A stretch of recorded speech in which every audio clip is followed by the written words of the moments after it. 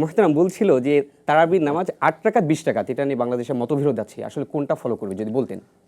আসলে যদি আমরা রাসূল সাল্লাল্লাহু আলাইহি সাল্লামের আমলের দিকে তাকাই তাহলে তিনি তো 11 রাকাতের বেশি কখনো পড়তেন না। আচ্ছা, তবে সেই 11 রাকাত এক একটা রাকাত ছিল, যেমন এক রাকাতে সূরা বাকারা শেষ, সূরা আলে ইমরান শেষ, সূরা নিসা শেষ, প্রায় 6 পারা শেষ।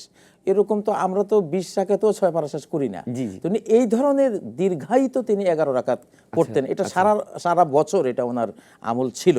জি, জি। এরপরে যদি আমরা তাকাই খোলাফায়ে রাশেদার দিকে, হযরত ওমর ফারুক রাদিয়াল্লাহু তাআলা আনহু তিনি বললেন যে নবী সাল্লাল্লাহু আলাইহি সাল্লাম তো 3 দিন তারাবির সালাতটি তিনি জামাতবদ্ধভাবে পড়েছিলেন। তবে সেটা ফরজ হয়ে যাবার ভয়ে নবীজি ছেড়ে দিয়েছিলেন। তার জীবদ্দশায় ওহী এসে সেটা ফরজ করে ফেলতে পারে, এই জন্য ওই ভয়ে তিনি ওটা তখন বন্ধ করেছিলেন। ওমর যখন আসলেন তো উনি দেখলেন যে এখন তো আর ফরজ হওয়ার আশঙ্কা নেই, ওহী তো এখন বিচ্ছিন্ন হয়ে গেছে। তো তিনি বললেন যে তাহলে আমি এক কাজ করি, আমি একজন ইমাম দেই, তোমরা সবাই ইমামের পিছনে এই সালাতটা পড়ো।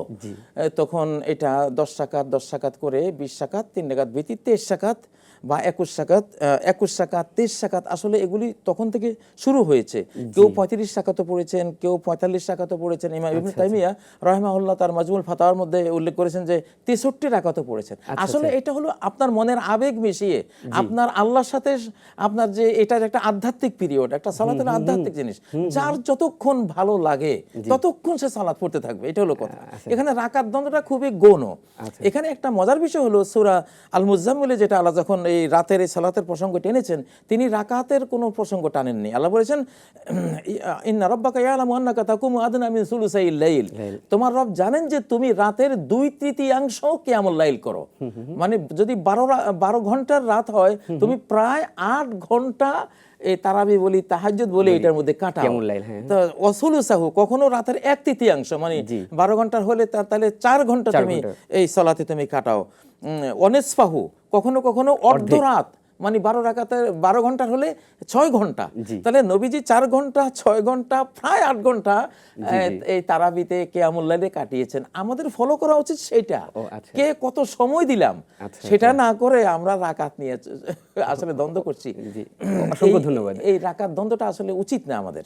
জি মুহতারাম, আরেকটা বিষয় হচ্ছে যে আপনি জানেন যে রমজানে বেশ কিছু আমল আছে, তার মধ্যে একটা হচ্ছে যে তোমরা চাঁদ দেখে রোজা শুরু করো।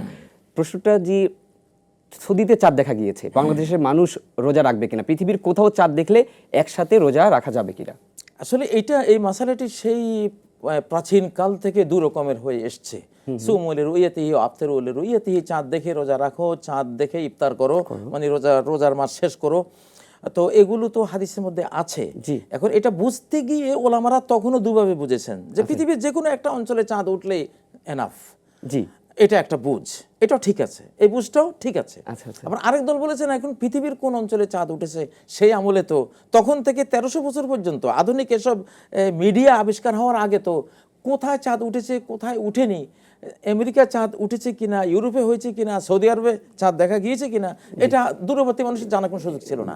তো এই জন্য তারা আঞ্চলিক মুন সেটিং, আঞ্চলিক চাঁদ দেখার উপরে তারা আমল করতেন, এটাও ঠিক আছে।